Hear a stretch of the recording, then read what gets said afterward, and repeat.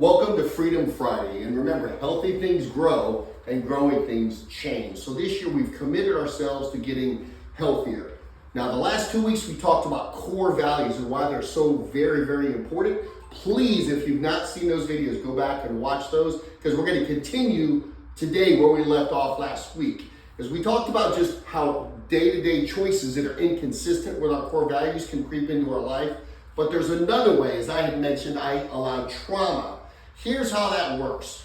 If you have trauma, a wound, you've had your heart broken or cut open, what can happen is that trauma hits your heart. This is your core. The core of who you are is our heart.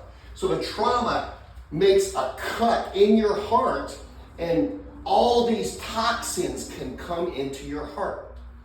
Bitterness, regret, anger, fear, worry, as you ruminate and think about what happened to you.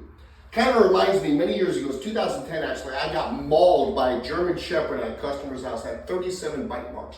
One was about 3-inch piece of flesh they ripped out of my leg. And it was painful, so I let it alone, and it quickly developed a scab, a very thick scab, and I thought, aha, whew. Then it didn't hurt so much when I touched it. See, I thought the scab was keeping the bad stuff out, till I went back and saw my doctor. He immediately said, you have to go to wound care now. I went to wound care, and the first thing they did was scrub that scab off. Because what it said was the scab was actually not protecting me from the outside world, it was holding the poison in. So my question to you, do you have a scab that's grown over your heart from your wound? And if you've not dealt with the scab, what happens? Anger, bitterness, regret, fear, those toxins can get trapped inside of us.